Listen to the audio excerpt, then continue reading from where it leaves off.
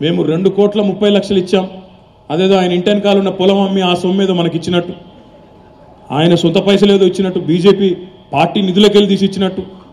అయ్యా మీరు ఈరోజు కాదు చెప్పడం, స్వర్గీయ ఎన్టీ రామారావు గారు ఎప్పుడో చెప్పినారు, రాష్ట్రాలు లేనిది కేంద్రం ఎక్కడిది, రాష్ట్రంలో ఉండే ప్రజలు పన్నులు కట్టకపోతే కేంద్రానికి ప్రత్యేకమైన పైసలు ఏమైనా ఆకాశంలోకి వస్తున్నాయా?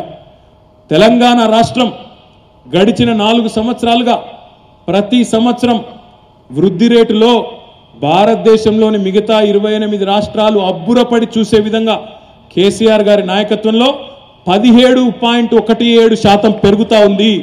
మేం కట్టిన పన్నులతోనే ఈరోజు రాష్ట్రాలు కట్టిన పన్నుతోనే కేంద్రం తప్ప, లేకపోతే కేంద్రం మిథ్య.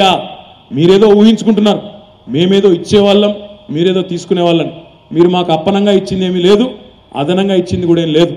నిజంగా చెప్పాలంటే బీజేపీ 2 తెలుగు రాష్ట్రాల ప్రజల్ని మోసం చేసిన భారతీయ జూటా పార్టీ బీజేపీ అనే మాట గట్టిగా చెప్పక తప్పదు. ఈ వీడియో మీకు నచ్చినట్టయితే లైక్ చేయండి, షేర్ చేయండి. మరిన్ని ఇంట్రెస్టింగ్ వీడియోస్ చూడడానికి మా ఛానల్ కు తప్పక సబ్స్క్రైబ్ అవ్వండి.